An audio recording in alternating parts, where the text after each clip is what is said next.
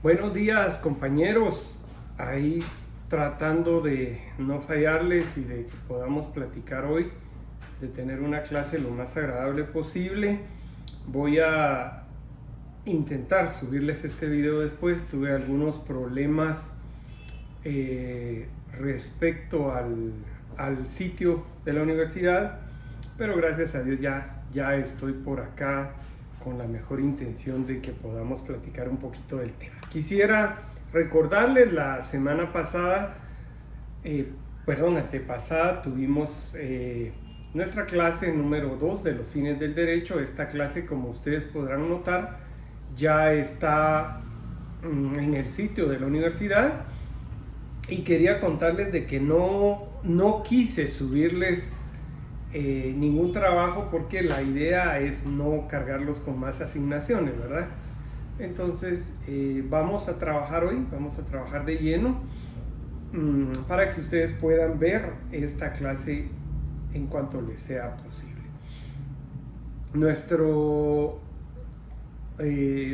Lo que he tratado de hacer siempre es que en esta clase repasemos lo que platicamos la clase anterior, tomarnos unos 5 minutos y a continuación entrar de lleno a lo que nos ocupa.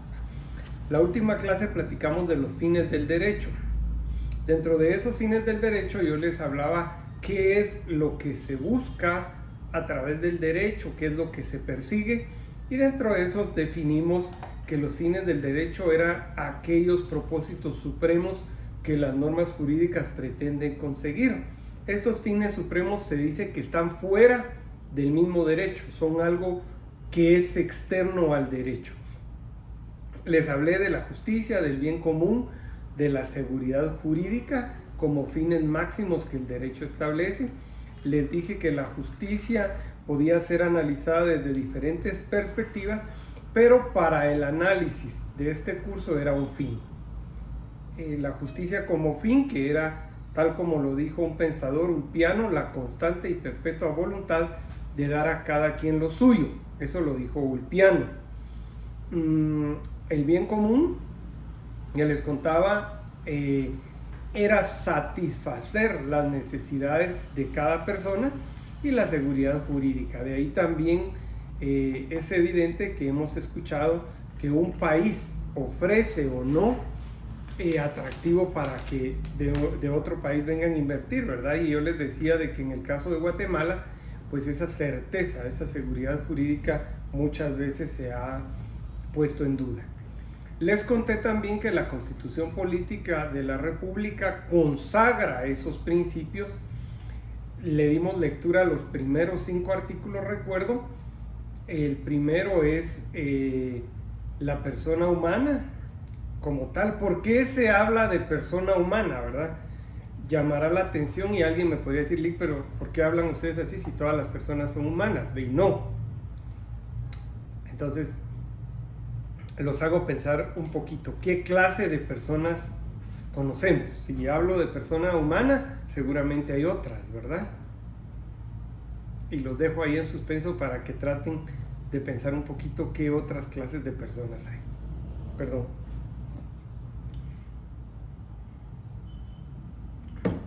Bueno, la persona humana es usted, soy yo, pero también en el mundo del derecho existe una persona ficta o una persona abstracta, que es una entidad a la cual se le reconoce una personería jurídica.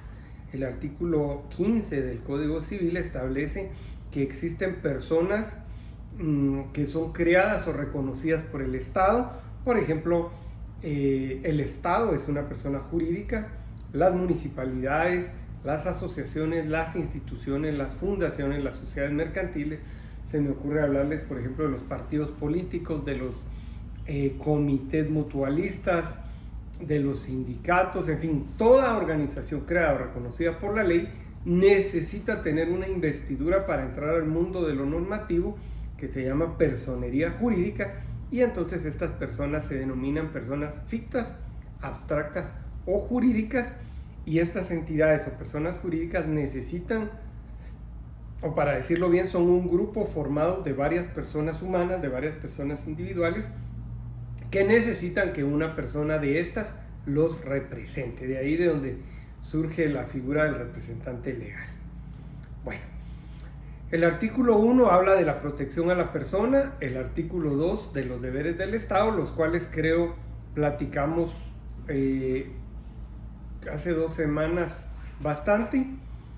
Habla también el artículo 3 de los derechos humanos que tienen estas personas jurídicas, hablando en sí de los derechos fundamentales, el artículo 4 de la libertad e igualdad y el artículo 5 de la libertad de acción. Terminamos esos primeros artículos en su lectura y recordarán que pudimos pasar en consecuencia al artículo 140 de la Constitución Política de la República y les expliqué que ahí comienza lo que es una persona, la organización del Estado. Dentro de esa organización del Estado les hablé que el Estado de Guatemala es un Estado libre, independiente y soberano, organizado para garantizar a sus habitantes el goce de sus derechos y de sus libertades.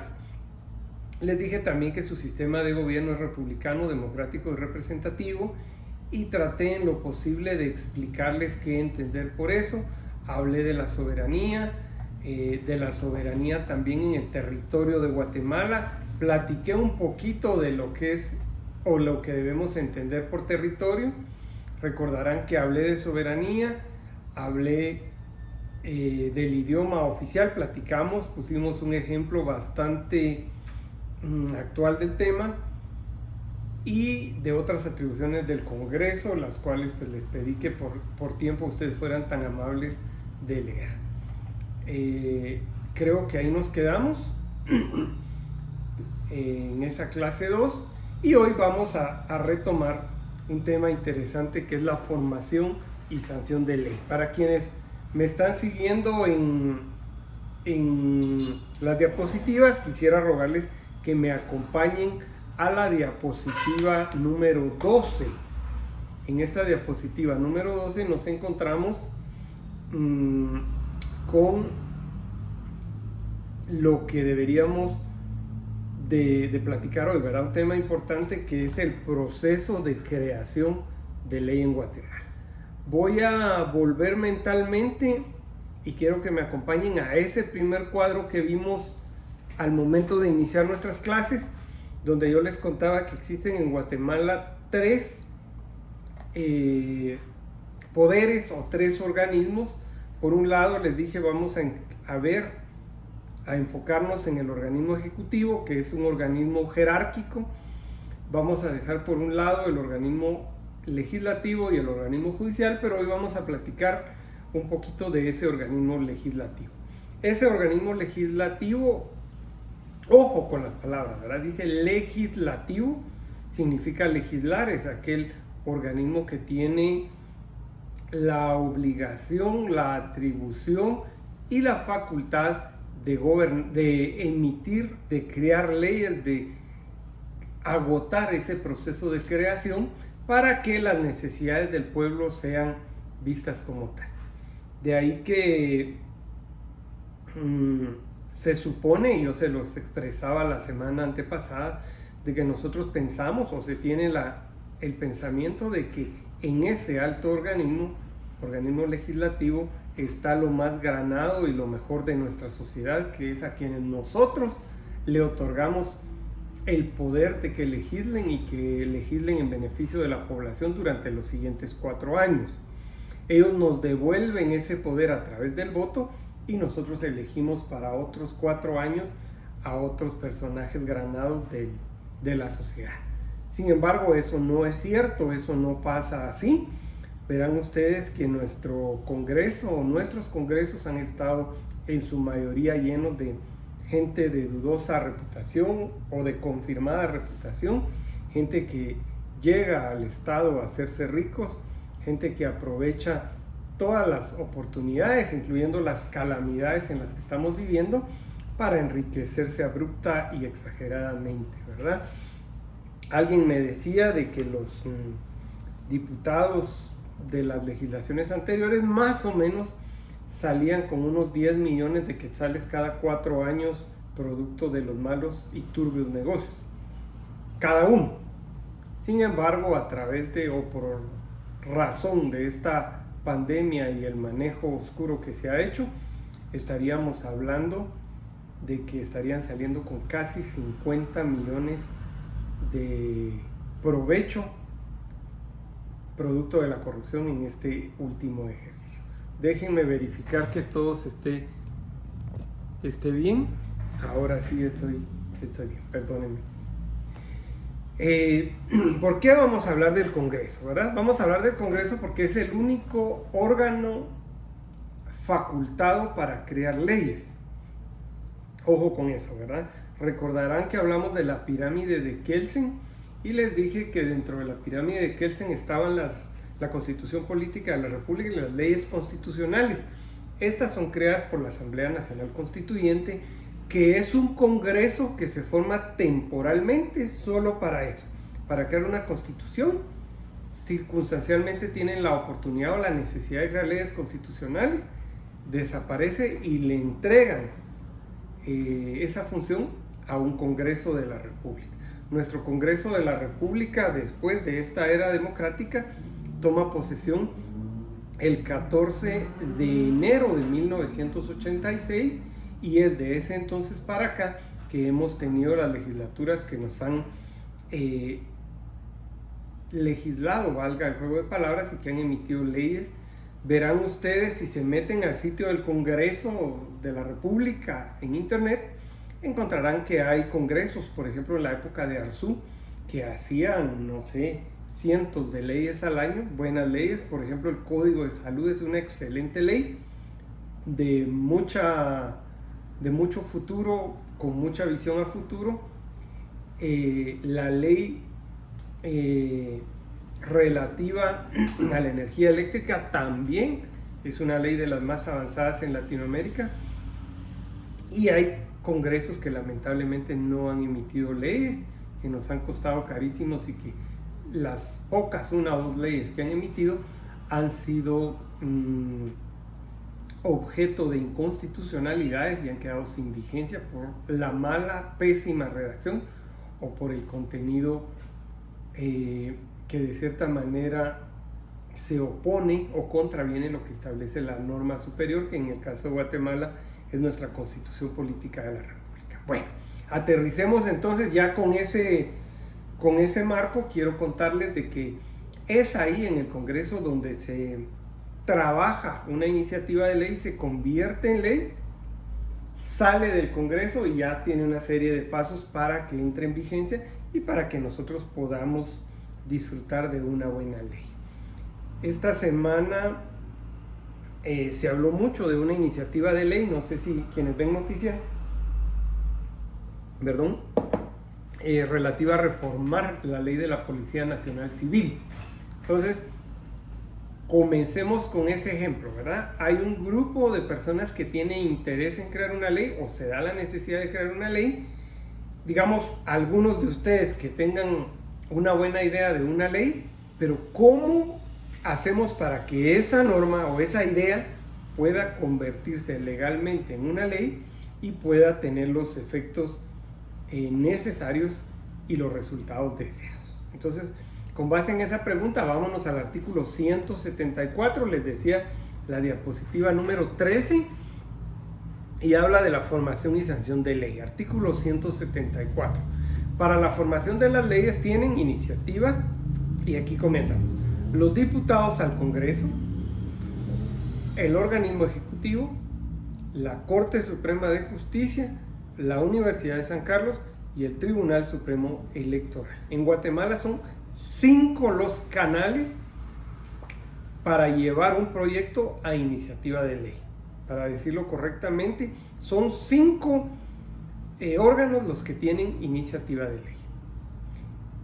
¿Por qué dije canales, verdad? Porque es la forma en que va a fluir esa idea y va a llegar al Congreso para poder iniciar el proceso de formación y sanción de ley. Esa es la clase de hoy, formación y sanción de ley.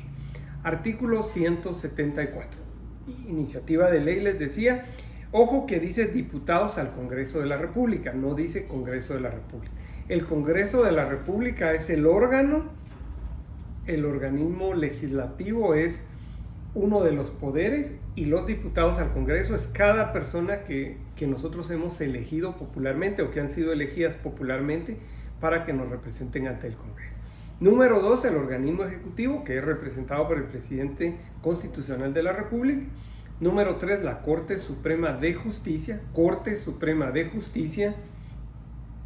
que está integrada por los magistrados del más alto tribunal de justicia en el país, que en el caso específico de Guatemala son 13 magistrados titulares y 13 magistrados suplentes, la Universidad de San Carlos de Guatemala y el Tribunal Supremo Electoral. A través de esos 5 órganos puede iniciarse el proceso de formación y sanción de ley. Artículo 175, lo que hemos hablado, ¿verdad? Ninguna ley podrá contrariar las disposiciones de la Constitución, pues las leyes que violen o tergiversen los mandatos constitucionales son nulas ipso jure. ¿Qué significa eso de ipso jure? Y aquí surge también, ¿verdad?, el hecho de que vamos a tener que hablar un poquito de latín. Resulta que a través de la historia el Imperio Romano ha sido uno de los imperios de mayor relevancia a nivel mundial, y ese Imperio Romano estaba formado por casi la mitad de Europa, la parte norte de África y una buena parte de Asia. Y era este Imperio Romano quien dominaba a través de su idioma, de su moneda, de su gobierno, de su religión, todas las provincias sujetas a ese régimen. Y entonces el idioma oficial era el latín. Por eso es que surge, por ejemplo, en Semana Santa, ¿verdad? Si lo piensan razonadamente, ¿qué tendrían que estar haciendo los soldados romanos o las autoridades romanas en el pueblo de Jesús? Que estamos hablando del Asia, ¿verdad? El Asia Media. O por qué se habló en latín, o por qué Jesús sabía un poco de latín, o por qué cuando se le colocó el título de rey de los judíos se tuvo que poner en latín, ¿verdad? Imagínense ustedes preguntas que nos hacemos, porque si ustedes ven una película, ahí habían soldados romanos, y de hecho los israelitas dicen que quienes mataron a Jesús fueron los romanos. Entonces, ¿qué tiene que ver Roma con esa otra parte del mundo? Porque igual ustedes viajan hoy a Roma, no sé, se harán en avión unas 12 horas, 10 horas, 12 horas, pero en ese entonces a través de las vías marítimas era largo el hecho de viajar. Bueno, con esa aclaración, entonces el Imperio Romano era quien gobernaba todas esas regiones y tenía a sus representantes, a sus gobernantes, a sus delegados que ejercían autoridad en todas las áreas. Por ejemplo, en Alemania era una parte sujeta al Imperio Romano y ahí había un representante de ese imperio. En España era otro, en Grecia, en Judea, en Nazaret, en Marruecos, en Argelia, en todos lados había representantes del Imperio Romano. Entonces, nosotros tenemos una fuerte influencia del derecho romano, porque ese derecho romano del imperio pasó a las naciones, por ejemplo a España, y España lo trajo a América.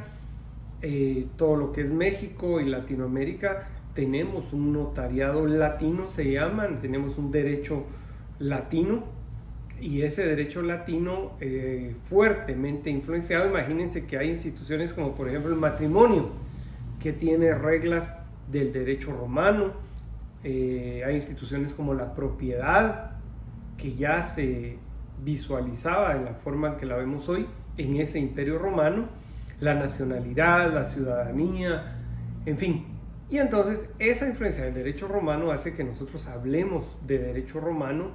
De hecho, quienes estudiamos la carrera de derecho, llevamos un curso o dos en algunas universidades que es derecho romano, de ahí que viene la palabra nulas ipso jure, es decir, nulas de pleno derecho, porque contravienen a la ley superior. Bueno, número 1, Constitución. Número 2, las leyes calificadas como constitucionales requieren para su reforma el voto de las 2/3 partes del total de diputados que integran el Congreso, previo dictamen de la Corte de Constitucionalidad.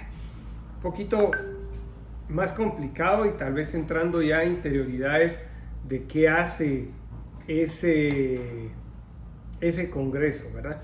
Comprenderán ustedes entonces que dentro del Congreso surge un número de diputados. La primera legislatura, la de 1985, no superaba los 100, creo que eran 68 diputados, y ha ido creciendo sistemáticamente el número dependiendo del número de ciudadanos.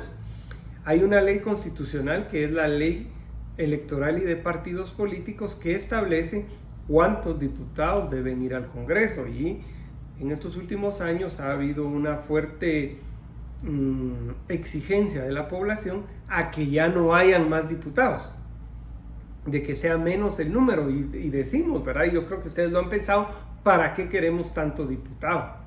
Sin embargo, el crecimiento o la disminución del número de diputados va a depender del número de ciudadanos en Guatemala, que creo, por lo menos en los siguientes 100 años, no va a haber disminución de habitantes, salvo alguna epidemia o algo, pero comprenderán, y es un hecho, que en nuestros países latinos existe un crecimiento demográfico, contrario a los países europeos, donde hay una disminución, ¿verdad? Por razones de cultura.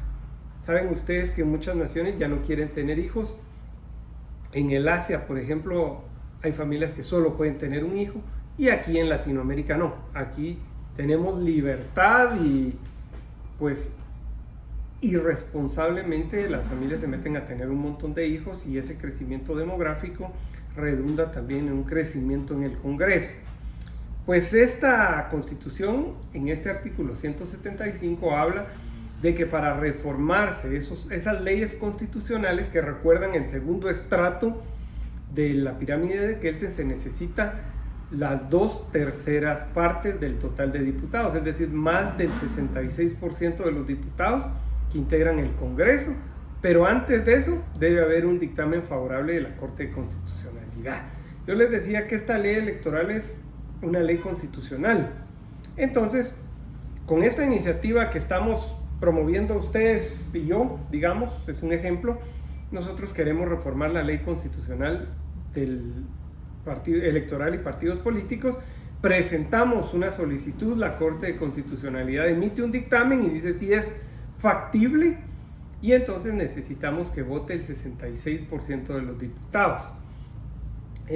Guatemala, el problema que tenemos en Guatemala es que todos los organismos, si no legalmente, ideológicamente han estado amarrados a intereses de algunos cuantos, ¿verdad? Por ejemplo, del partido político de turno, y ellos se tapan, se protegen y se cuidan, ¿verdad? Imagínense que los propios diputados son los que tienen que decidir si se recorta el número de diputados. Ellos van a decir que no, pues ellos obviamente no les conviene. Imagínense ustedes que no sabemos exactamente cuántos habitantes tiene la República de Guatemala. Se hizo hace un par de años, 3 años, un censo que costó que costó algo así como 200, 300 millones de quetzales, y arrojó una cifra de 14 punto algo, casi 15 millones de guatemaltecos. Yo estoy seguro que no. Yo estoy seguro que estamos rascando ya los 18 millones de guatemaltecos. Imagínense ustedes qué diferencia de los 15 que dice el censo a los que hoy tenemos, ¿verdad? Entonces es complicado el tema, porque con base en ese número nosotros andamos rozando los 168 diputados, y al ritmo en que ha estado el crecimiento demográfico, no sé, yo pensaría que para el año 2050 tal vez habrán o deberían haber unos 300 diputados. Imagínense cuánto representa para el país el tener esa gran cantidad de diputados en el Congreso de la República. Pero bueno, entonces de ese número que haya en el momento, es decir, si hoy estamos hablando de 168 diputados, debería de tener 110 más o menos de votos para poder reformar una ley electoral, una ley constitucional. O sea, es una tarea fuerte. Artículo 176. Presentado para su trámite el proyecto de ley, se observará un procedimiento que prescribe la ley orgánica y régimen del interior del organismo legislativo. Es decir, que este organismo legislativo tiene una ley orgánica, tiene una ley que rige, que establece sus propios pasos a seguir, que no es cosa del otro mundo, ¿verdad? Sino simplemente es cómo se presenta un proyecto, con cuántas copias, ante qué oficina, qué hace esta oficina, en cuánto plazo, qué se hace, cuándo se agenda, de qué forma, etc. Luego se pondrá a discusión en 3 sesiones celebradas en distintos días y no podrá votarse hasta que se tenga suficientemente discutido en la tercera sesión, y se exceptúan aquellos casos en que el Congreso declare de urgencia nacional con el voto de las 2/3 partes del número total de diputados que lo integran. Este procedimiento yo les voy a subir en breve una infografía de cómo es el procedimiento para aclarárselos un poco, y lo vamos a platicar la próxima semana, pero se requiere el estudio y la discusión de artículo por artículo y luego la votación en 3 sesiones celebradas en distintos días, y luego proceden a votar los diputados para que pueda aprobarse este proyecto y pueda cumplirse con esta primera fase de la reforma de ley. Hasta aquí vamos a hablar de... tengo todavía otros minutos, voy a aprovecharlos mejor para no dejarlos a ustedes y avanzar un poquito con el tema, ¿verdad? Luego de la discusión y el voto, les decía, por lo menos en 3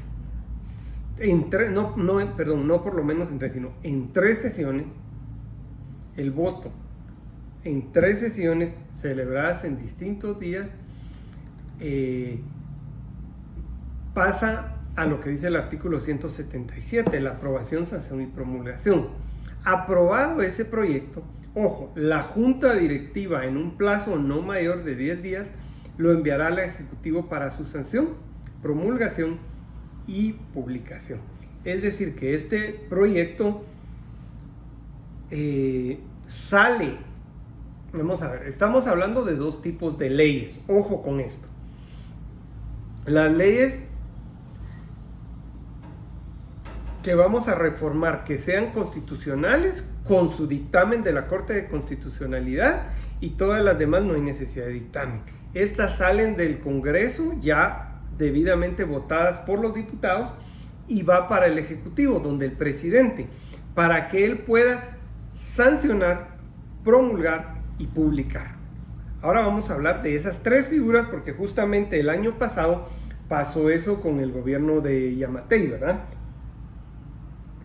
Que del Congreso salió una ley hacia el Ejecutivo, para decirlo tal vez un poquito más sencillo, los diputados aprobaron ese proyecto de ley y salió del Congreso para el organismo ejecutivo donde está Yamatei, para que él resolviera. Vamos a ver, lo vamos a decir así, para que él decidiera, ya sea sancionarlo o vetarlo, que son 2 cosas muy diferentes. Sanción o veto. Veto en este caso es con V, ¿verdad? De vetar. ¿En qué consiste la sanción y en qué consiste el veto? Artículo 178. Recuérdense, 177 dice que el proyecto debidamente aprobado debe ser remitido por la Junta Directiva del Congreso al Ejecutivo en un plazo no mayor de 10 días. Ya llegó al Ejecutivo, ahí lo tenemos. Ahora bien, viene el veto. Dentro de los 15 días de recibido ese decreto y previo acuerdo tomado en Consejo de Ministros, el presidente del Congreso podrá devolverlo al Congreso con las observaciones que estime pertinentes en ejercicio de su derecho de veto. Es decir, que el veto es un derecho que tiene el presidente de devolver un decreto al Congreso para que el Congreso, es decir, es un rechazo de parte del presidente, lo vetó y no entra en vigencia, ¿verdad? Dice, las leyes no podrán ser vetadas parcialmente. Esa es una de las actitudes que puede asumir el presidente, y eso pasó con el presupuesto del año pasado. Recordarán, o si ustedes pueden ver la noticia con un poquito más de información legal ahora, van a darse cuenta que el Congreso presentó al Ejecutivo el proyecto del presupuesto para el año 2021 y el presidente no lo aceptó, lo vetó. Ahí él hizo uso de lo que dice el artículo 178, que fue vetar ese proyecto.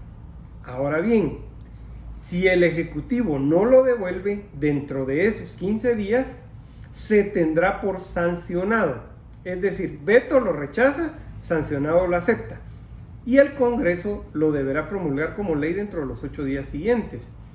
En caso de que el Congreso clausurare sus sesiones, el Ejecutivo deberá devolver el decreto dentro de los primeros 8 días del periodo siguiente de sesiones ordinarias. ¿Qué significa esto? Bueno, el Congreso tiene 2 periodos de sesiones al año.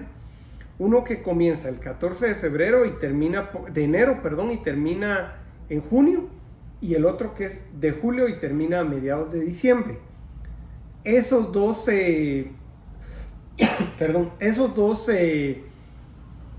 periodos de sesiones, el Congreso está permanentemente en reuniones y ahí conocen de todos los proyectos de ley, entre muchas otras cosas.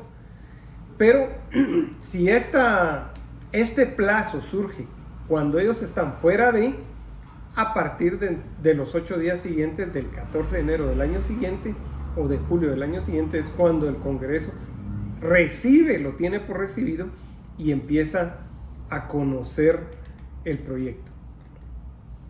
179, primacía legislativa, devuelto el decreto al Congreso, la Junta Directiva lo deberá poner en conocimiento del Pleno y el Congreso, en un plazo no mayor de 30 días, podrá reconsiderarlo o rechazarlo.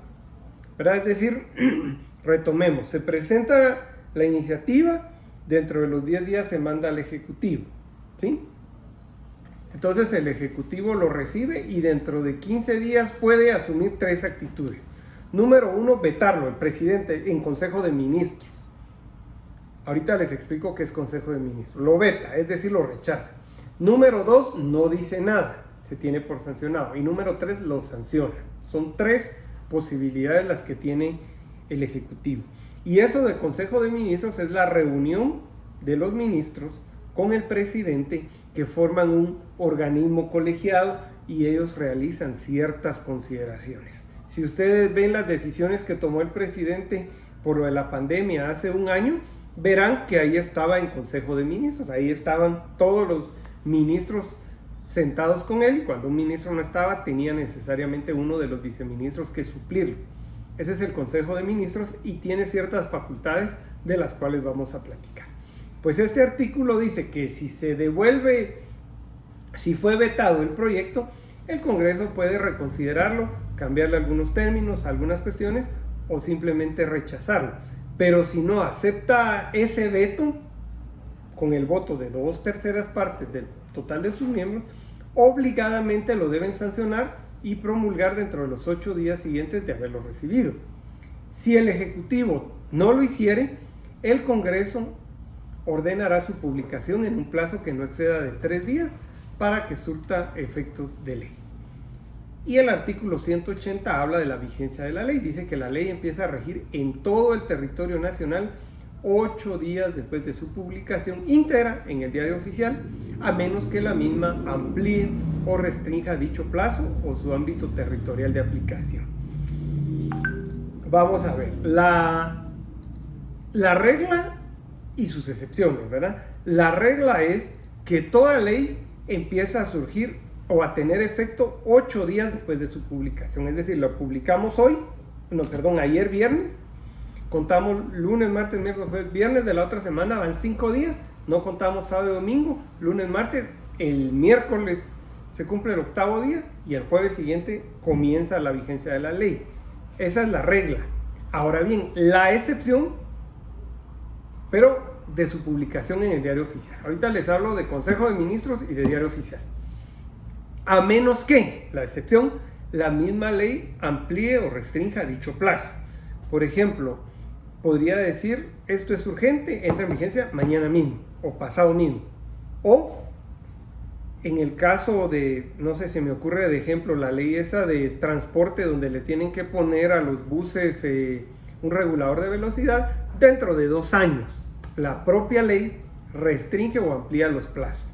Y en el ámbito territorial de su aplicación, generalmente las leyes deben tener vigencia en todo el país, pero podría decir el presidente, esta ley es solo para los departamentos de Guatemala, Zacatepeques y Chimaltenango, y ahí solo para ese territorio determinado.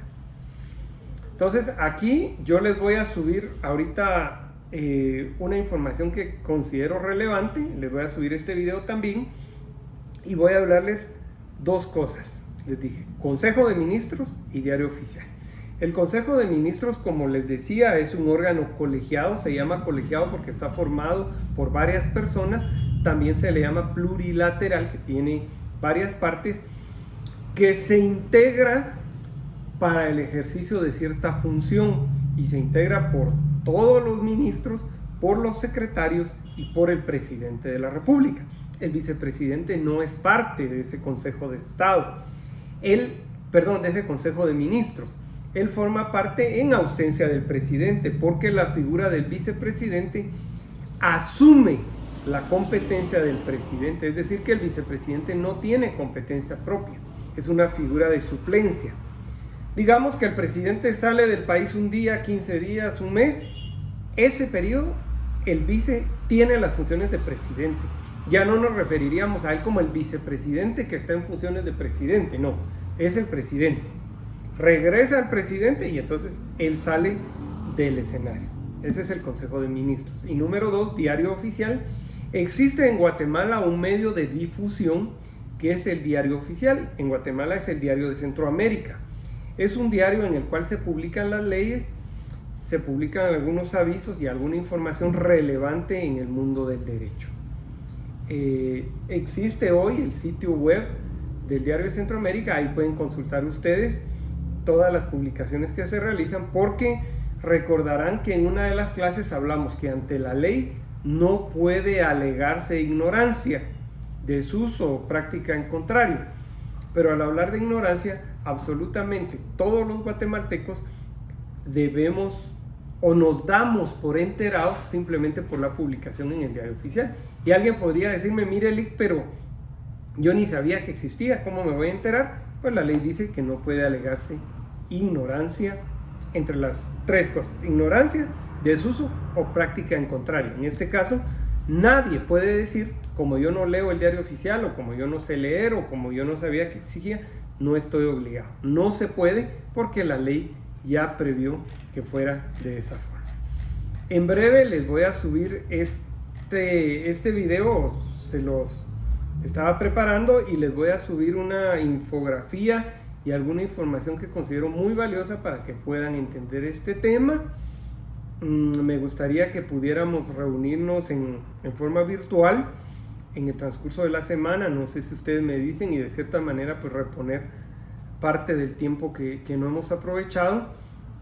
Quisiera también contarles de que no les dejé la asignación como había prometido, porque ya tenían ustedes 2 asignaciones pendientes y pues considero innecesario cargarlos más. Lo que deseo es que ustedes hagan bien lo que ya tienen asignado. Así es que en este momento voy a estar pendiente. Cualquier duda, que fueran tan amables de hacérmela llegar al chat del WhatsApp. Con mucho gusto yo voy a poder compartir con ustedes toda la información que sea necesaria. Y pues como siempre, ¿verdad? Les agradezco su comprensión, su apoyo, y estoy para servirles. Les deseo buen fin de semana.